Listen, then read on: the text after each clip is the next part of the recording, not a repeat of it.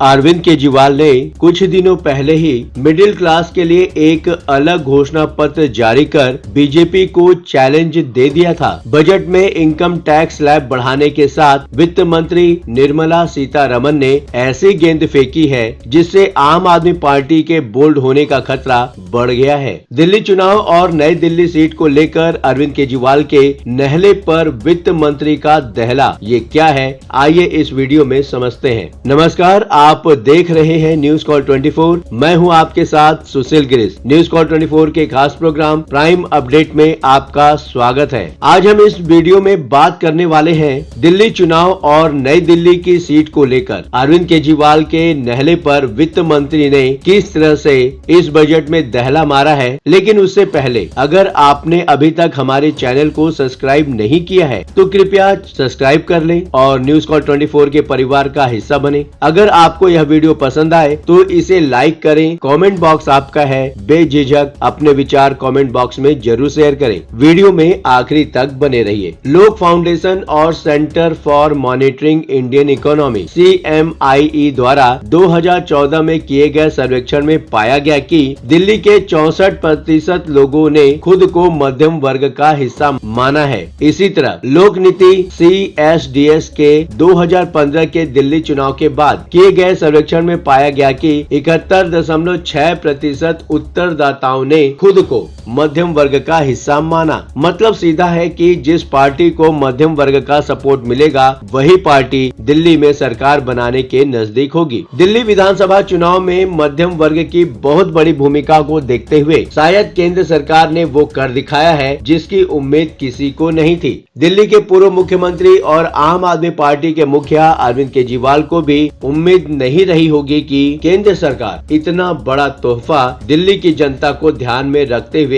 पूरे देश को दे देगी। क्या अब अरविंद केजरीवाल के मंसूबों पर पानी फिरेगा? जिस समय पूरा देश वित्त मंत्री निर्मला सीतारमण का बजट स्पीच सुन रहा था, आम आदमी पार्टी के ट्विटर हैंडल से अरविंद केजरीवाल मध्यम वर्ग के लिए 7 मांग रख रहे थे। हालांकि इस तरह की मांग वो पिछले 2 हफ्तों में कई बार रख चुके थे। 23 जनवरी को दिल्ली की सत्तारूढ़ आम आदमी पार्टी ने मिडिल क्लास का घोषणा पत्र जारी किया, जिसमें केंद्र सरकार से कई मांगे की गई थी, जैसे कि शिक्षा और स्वास्थ्य बजट बढ़ाना और कर छूट की सीमा को बढ़ाना। आज सुबह भी आम आदमी पार्टी अपने एक्स हैंडल से अरविंद केजरीवाल की इसी मांगों को दोहरा रही थी। इन डिमांड्स में उन्होंने इनकम टैक्स स्लैब की सीमा 7 लाख से बढ़ाकर 10 लाख करने की डिमांड रखी। विपक्ष अक्सर उस संख्या को सामने रखता है जिस नंबर तक कभी भी सत्तारूढ़ पार्टी पहुंच न सके, पर इस बार हो गया उल्टा। जितना आम लोगों और विपक्ष के नेताओं को यकीन न था उससे अधिक मिल गया। सरकार ने 12 लाख तक की आय की सीमा को टैक्स मुक्त कर दिया। इस तरफ वित्त मंत्री का यह फैसला दिल्ली की राजनीति में अरविंद केजरीवाल के नहले पर दहला पड़ गया है। केजरीवाल के लिए क्या मुश्किल हो सकती है नई दिल्ली सीट? अब ये समझते हैं। नई दिल्ली सीट पर 2020 में यहाँ करीब 1,46,000 मतदाता थे। अब ये संख्या 1,90,000 के आसपास पहुँच चुकी है। इस एरिया में अधिकतर सरकारी कार्यालय हैं और आसपास की बस्तियों में उनके कर्मचारी रहते हैं। कुछ झुग्गी बस्तियों और कॉलोनियों को छोड़कर अधिकतर इलाका पॉश है, जहां रईस रहते हैं या अपर मिडिल क्लास और मिडिल क्लास की आबादी है। सांसदों के सरकारी आवास भी इस इलाके में आते हैं। इस एरिया में केंद्रीय और राज्य कर्मचारियों के सरकारी क्वार्टर्स बड़ी तादाद में है। जाहिर है कि अधिकतर आबादी मिडिल क्लास की ही है। इन कर्मचारियों को लुभाने के लिए केंद्र सरकार पहले ही कर्मचारियों को लुभाने के लिए 8वें वेतन आयोग के गठन की घोषणा कर चुकी है। दूसरी तरफ झुग्गियों और गरीब तबके की राजनीति करने वाली आम आदमी पार्टी को भी इस बार मिडिल क्लास याद आ गया है। फ्री बीज को बेस बनाकर बार बार सरकार बनाने वाले अरविंद केजरीवाल ने मिडिल क्लास के फायदे के लिए सेंट्रल केंद्र सरकार से 7 डिमांड रख दिए। अरविंद केजरीवाल का अब टैक्स टेररिज्म की चर्चा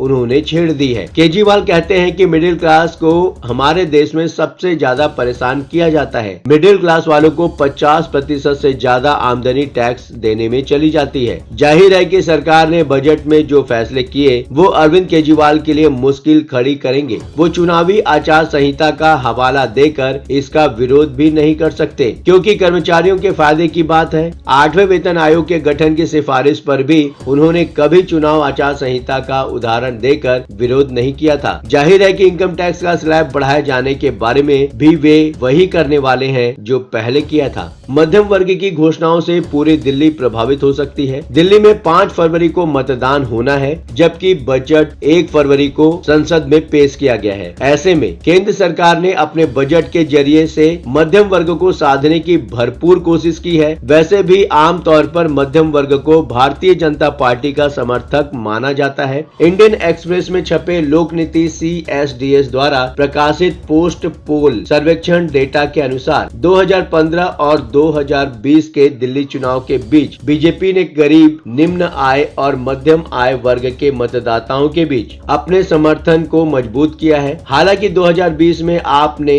मध्यम वर्ग के मतदाताओं के बीच अपनी बढ़त बनाए रखी, जिससे उसे 70 में से अधिकांश सीटों पर जीत मिली। बावजूद इसके पार्टी नेताओं को लगता है कि आपको अभी भी सिर्फ गरीबों की पार्टी के रूप में देखा जाता है। मध्यम वर्ग के लिए कई और घोषणाएं भी बजट में हुई हैं। दिल्ली में बहुत बड़ी संख्या बुजुर्ग और पेंशनर्स की है। बजट में इनके टैक्स रिलीफ की कई घोषणाएं हुई। टीवी, मोबाइल और कैंसर की दवाओं को सस्ता करने से भी मध्यम वर्ग और निम्न मध्य वर्ग को बहुत राहत मिलने वाली है। सीनियर सिटीजन्स की टैक्स छूट दोगुनी हो गई है। डिडक्शन 50,000 से बढ़ाकर 1 लाख किया गया है। TDS की सीमा बढ़ाकर 10 लाख कर दिया गया है। इस जानकारी के बाद आप कुछ सोच रहे हैं, वर्तमान में जो परिस्थितियां और समीकरण बना हुआ है वह क्या इशारा करती है? हमें कमेंट बॉक्स में जरूर बताएं। वीडियो पसंद आया हो तो वीडियो को लाइक करना और चैनल को सब्सक्राइब करना ना भूलें। हाँ, चलते चलते ये बात भी बताना जरूरी है कि न्यूज कॉल 24 अपने दर्शकों की राय और सूचनाओं के लिए हमेशा खुला है।